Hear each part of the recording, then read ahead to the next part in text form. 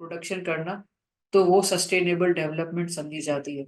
It is the development which does not put at risk, which does not put at the risk the life of the future generation, या उनका living standard खतरे में ना डाले, threat ना हो। और इसने अगली लाइन क्या लिखी हुई है, achieving economic growth but without damaging society. अभी हम क्या कर रहे हैं, इकोनॉमी को ग्रो तो कर रहे हैं लेकिन साथ साथ सोसाइटी को डैमेज भी कर रहे हैं। जैसे एनवायरमेंटलिस्ट होते हैं, वो क्या कहते हैं कि भाई कि जहाँ पे आप रहते हो, जहाँ पे आप खाते हो, जहाँ पे आप पीते हो, वो एनवायरनमेंट साफ सुथरा होना चाहिए। अगर एनवायरनमेंट ही खराब होगा तो आप हेल्थी लिविंग लाइफ गुजार ही नहीं सकते, तो लिविंग स्टैंडर्ड पे आपके फर्क पड़ेगा। तो सस्टेनेबिलिटी क्या होती है, एबिलिटी टू मेंटेन और support a process over time. सही है। और बिजनेस क्यों और कैसे सस्टेनेबली डेवलपमेंट कर सकता है, किसी भी चीज को यूज करने के लिए ना तुम्हें पहले 4R याद रखने पड़ेंगे। कौन सा? Refuse, reduce, reuse and recycle. देखो, तुम सुबह स्कूल जाते हो, पढ़ाई करने ट्यूशन आते हो, तुम क्या करते हो, हमेशा एक्वाफिना खरीदते हो, हमेशा एक्वाफिना खरीदते हो, पी के बॉटल फेंक देते हो। तो ये क्या हो रहा है, प्लास्टिक वेस्ट जनरेट हो रहा है। अब तुम क्या करोगे कि यार मैं ना एक डॉल्मेन जाता हूँ, कोई अच्छी सी वाटर बॉटल खरीद लेता हूँ, उसमें पानी लेके आऊंगा, रोज पीऊंगा, कैंस वगैरह से उसको यूटिलाइज घर से ले आऊंगा। अब इससे क्या होगा, तुमने रिफ्यूज कर दिया कि भाई मैं प्लास्टिक की बोतल यूज नहीं करूंगा। क्या अगर मैंने ले भी ली है तो उसको फेंकूंगा नहीं, उसको मल्टीपल टाइम्स यूज करूंगा। सही है। रिफ्यूज करोगे, फिर रिड्यूस करोगे, फिर कभी बोतल घर में भूल गए, फिर उसको रीयूज करोगे। रीयूज करने के बाद में जब वो बचेगा ना, फिर तुम उसको रिसाइकल करोगे, मतलब उसको कचरे में वेस्ट नहीं करोगे। तो इससे क्या हो, तुमने जो वेस्ट की प्रोडक्शन है, जो वेस्ट की कंजम्पशन है, उसको बहुत स्लो कर दिया। पहले कैसे होता था, अनीस सुबह घर से उठा तो रोज नहीं बोतल, रोज नहीं बोतल, वो भी बोल रहे, पैसे भी जाया कर रहे हैं, बोतलें भी जाया हो रही हैं। समझ रहे हो? What and how business can do sustainable development, ये हम पहले भी बात कर चुके हैं। रिन्यूएबल एनर्जी का यूज करना, जैसे तुमने बोला सोलर, विंड, हाइड्रो, जियोथर्मल, इससे हम इलेक्ट्रिसिटी प्रोड्यूस कर सकते हैं। इलेक्ट्रिसिटी बिजनेसेस में यूज होती है और बहुत सारी चीजों में यूज होती है।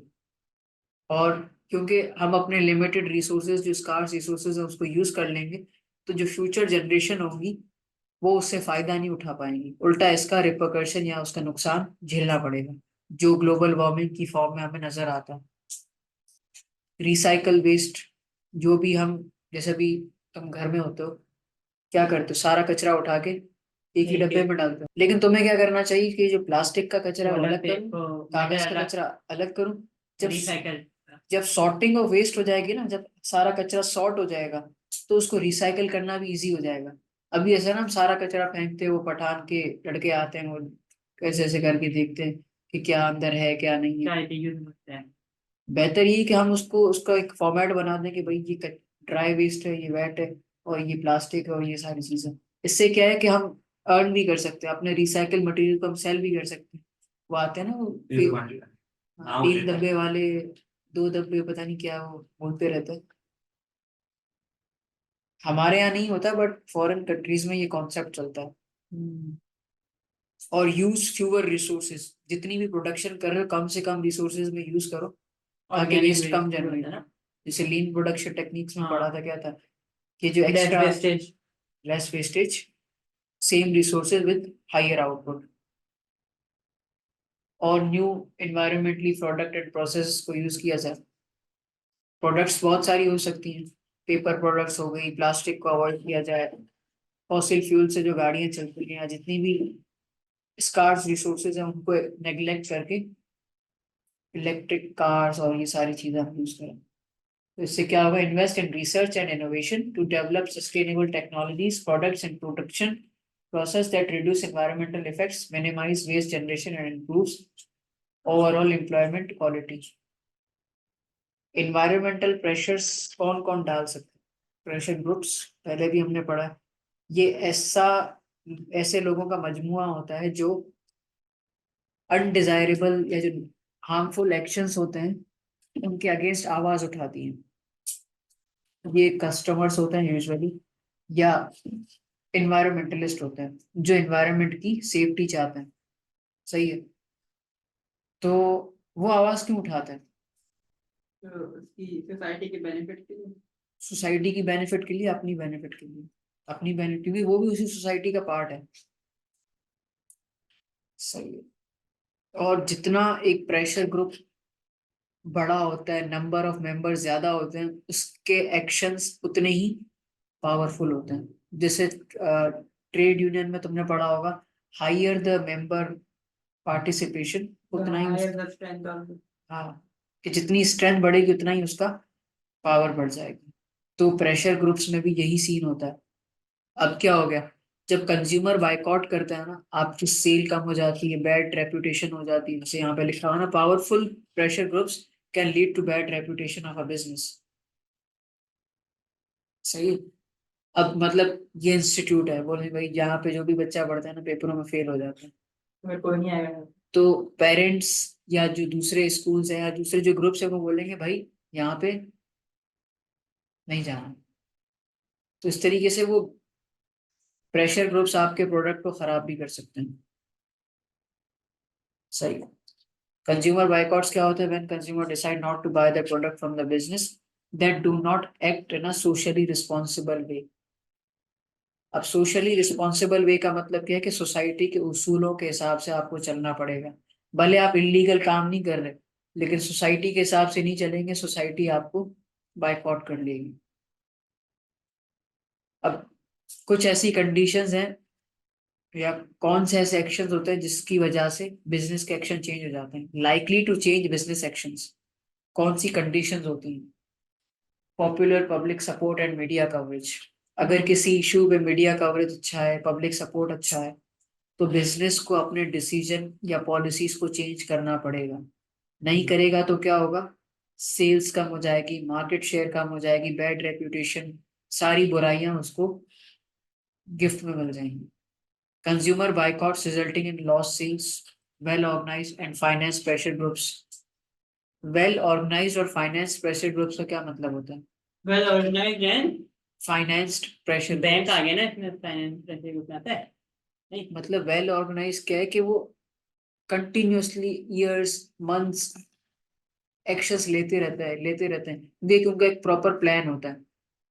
और वेल फाइनेंस्ड का मतलब क्या है कि उनको पीछे से पैसे आ रहे होते हैं, जैसे पॉलिटिकल रैलीज होती है या इस तरह की हड़ताल वगैरह होती है, वो खुद थोड़ी कर रहे होते हैं, उनको ट्रेड यूनियन सपोर्ट कर रहा होता है।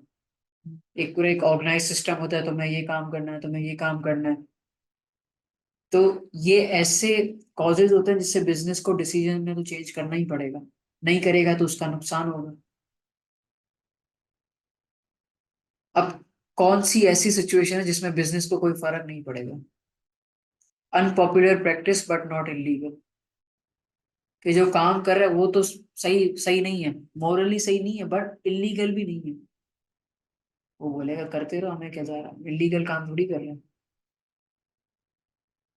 अब मैंने सिगरेट की फैक्ट्री लगाई हुई है, मॉरली तो इस्लामिक प्रिंसिपल के हिसाब से मुझे ऐसे बिजनेस में हाथ ही नहीं डालना चाहिए, बट ये इलीगल थोड़ी है, ऐसे आ रहे हैं ना, हम्म, हाँ ये लो। तो बिजनेस को उससे कोई फर्क नहीं पड़ेगा। अब ये जो चला रहे हैं ये भी इस्लामिक लोग ही, मतलब क्या बोलते हैं इसको, हम आप और हम में से ही कोई चला रहा है, हम तो नहीं चला रहे अभी। मतलब कॉमन पर्सन, कॉमन पीपल। हाँ। अच्छे भी हम चला रहे हैं, बुरे भी हम चला रहे हैं। Cost of change outweighs potential cost of poor image and cost of sales. इसका क्या मतलब है कि कॉस्ट ऑफ चेंज। मतलब जैसे कि मैं अगर कोई प्रैक्टिस या कोई पॉलिसी चेंज करूंगा, उसकी क्या कॉस्ट है कंपेयर टू बिजनेस की बैड इमेज की और लॉस्ट सेल्स की। अगर मैं कोई प्रोसेस चेंज करता हूँ, उसकी अमाउंट बहुत ज्यादा है एज कंपेयर टू, थोड़ी सेल कम हो जाएगी, थोड़ी सी बैड पब्लिसिटी हो जाएगी, लेकिन काम तो चलेगा। तो उस केस में बिजनेस बोलेगा छोड़ो, भले करने रहने दो, थोड़ी सी सेल कम हो रही होने दो, हमारा काम चल रहा है। क्योंकि अगर वो पॉलिसी चेंज करता है तो बहुत बड़ा नुकसान है। तुम्हें पता है एनवायरमेंटल फ्रेंडली प्रोडक्शन प्रोडक्ट्स बनाना बहुत एक्सपेंसिव है, हाँ। तो जाहिर है प्रॉफिट ही नहीं होगा, फिर वो क्या करेगा? मोटे भी नहीं हुआ कोई वर्क करने की। और जो प्रेशर ग्रुप्स के जो एक्शंस होते हैं ना वो लाइकली टू फेल होते हैं जहाँ B2B ट्रांजैक्शंस होती है या B2B ट्रेड होती है। मतलब एक शोरूम वाला दूसरे शोरूम वाले से, या टोयोटा किसी दूसरे बिजनेस से रॉ मटेरियल परचेज कर रहा है, तो इन दोनों की जो आपस में ट्रेडिंग है वो इफेक्ट नहीं होगी। ट्रेडिंग इफेक्ट तब होती है जब कस्टमर एक बिजनेस से परचेज कर रहा होगा, B2C। सही है, यहाँ तक कोई मसला तो नहीं है। तो B2B क्या होता है? Business to business to business. Business. B2C business to consumer. Legal controls और बिजनेसेस रिगार्डिंग एनवायरनमेंट। गवर्नमेंट किस तरीके से बिजनेसेस पे रिस्ट्रिक्शंस लगाती है ताकि वो एनवायरनमेंट को एक्सप्लॉइट ना करे, ना ही उसकी नेचुरल एस्थेटिक्स या नेचुरल जो उसके फीचर्स है उसको डिस्ट्रॉय करें। कुछ ऐसी एक्टिविटीज है जिसको हम इलीगल बोल दें। Making business activities illegal.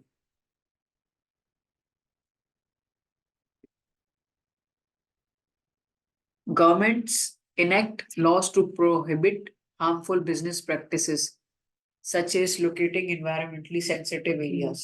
जैसे हमने ऊपर की स्टडी की थी, वो रेजिडेंशियल एरिया था, लेकिन वो क्या कह रहा है, मैं केमिकल फैक्ट्री लगाऊंगा। तो वहां पे अगर गवर्नमेंट बोल दे कि भाई ये कमर्शियल एरिया है, ये रहने, ये रेजिडेंशियल एरिया है और ये साइट एरिया है, तो जब इस तरह की रिस्ट्रिक्शंस या डिस्टिंक्शंस हो जाएंगी तो वो ये सारे मसले खत्म हो जाएंगे। Dumping waste into water bodies और प्रोड्यूसिंग नॉन रिसाइकल प्रोडक्ट्स। ये आ गया ना उसमें मरीन लाइफ को डिस्टर्ब। बिल्कुल, इस पे बैन लगा देंगे ना कि इसमें पानी नहीं फेंक सकते। ओवर फिशिंग भी बैन, ये भी आता है इसमें। वो बिजनेसेस का लेना देना नहीं, ओवर फिशिंग तो कोई और ही करता जब है। फिशिंग बिजनेस भी होता है, फिशिंग के लोग। लेकिन फिर वो फिशिंग का जब बिजनेस कर रहे हैं तो फिशिंग पार्ट को डिस्ट्रॉय क्यों करेंगे, खराब क्यों करेंगे। उनके लिए तो बेहतर है ना कि और साफ सुथरा रखें और मछलियां निकालें, मैंग्रोव्स लगाएं। प्रोड्यूसिंग नॉन रिसाइकेबल क्या बोलते हैं इसको, रिसाइकलेबल प्रोडक्ट्स। और नॉन रिसाइकलेबल प्रोडक्ट्स में जैसे प्लास्टिक बैग्स आ जाते हैं, प्लास्टिक चीजें आ जाती है, तो उसको भी बैन किया जाए।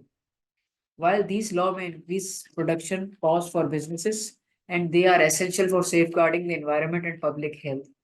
ये कॉस्टली प्रोसेसेस तो हैं लेकिन पब्लिक को इससे फायदा पहुंचेगा और एनवायरनमेंट को कोई नुकसान नहीं होगा। वन अगर ये बिजनेस इन लॉस को कंप्लाई नहीं करेगा तो उनको एक फाइन्स वगैरह पे करनी पड़ेगी, जिसके रिटर्न में गवर्नमेंट उनको उनका जो नेगेटिव इफेक्ट है वो खत्म कर देगा। Socially responsibility of business in countries with less strict environmental laws। मतलब कुछ कंट्रीज में सोशल रिस्पॉन्सिबिलिटीज के लॉज बहुत कम होते हैं, तभी तो चाइल्ड लेबर आ जाती है, तभी तो ऐसे अनएथिकल काम होते हैं। It is not socially responsible for a business to locate in a country with lax environmental regulation solely to reduce cost and evade compliance। Lax environmental regulations का मतलब क्या है, जहाँ पे जो एनवायरमेंटल रेगुलेशन है ना वो बहुत वीक है, बहुत कम है, वहां पे आप मर्जी जैसे भी प्रोडक्शन, पॉल्यूशन भी हो सकता है और ये सब में मतलब वहां पे एनवायरमेंट में कोई रिस्ट्रिक्शन नहीं होती, क्योंकि वहां पे लो डेवलपिंग इकोनॉमीज होती हैं, वहां पे प्रोडक्शन ही नहीं होती, होती थी है इतनी कम होती है कि वो वहां पे ऐसे लॉज ही नहीं बने। चाइल्ड लेबर एनवायरमेंटल या एथिकल इश्यूज में आता है। Ethical such actions can lead to environmental degradation, health hazards, exploitation of resources। और बिजनेस की मॉरल रिस्पॉन्सिबिलिटी ये कि वो सस्टेनेबली अपनी प्रोडक्शन को चलाएं, रिगार्डलेस के एनवायरमेंट को कोई नुकसान पहुंचाए बगैर। सही। और जितना बेस्ट प्रैक्टिसेस को वो फॉलो करेंगे शॉर्ट रन में तो उनकी कॉस्ट तो बढ़ेगी, लेकिन लॉन्ग रन में बिजनेसेस उनको प्रीफर करेंगे। जैसे बॉडी शॉप की बात है, आज नहीं तो कल भी तुम्हारे पास पैसे आएंगे, तुम बोलोगे मैंने बॉडी शॉप खरीदी, क्योंकि प्रोडक्ट जब तुम लगाते हो ना उसको अपनी पर्सनैलिटी के साथ अटैच करते हो। अगर कोई इंसान बोलता है ना मैं बहुत नेक आदमी हूँ, तो वो कोशिश करेगा प्रोडक्ट भी ऐसी खरीदे कि उसकी पर्सनैलिटी से मैच होती है। इतर सही है। Government imposition of financial penalties, taxes लगा दे, बैन्स लगा दे, जितनी भी टैक्स लगा देगा, पॉल्यूशन परमिट दे दे कि इस हद से ज्यादा, इस कोटे से ज्यादा आप प्रोड्यूस नहीं कर सकते, अगर करोगे तो टैक्स फाइन्स देने पड़ेंगे या एनवायरनमेंट को क्लीन करना पड़ेगा। और वो पैसे और जो भी चीज गवर्नमेंट फाइन्स वगैरह लेती है, इसलिए लेती है ताकि वो जो उनका जो एक्सटर्नल कॉस्ट है उसको वो अपने आप से कम कर सके, उसकी मॉनेटरी वैल्यू लेती है।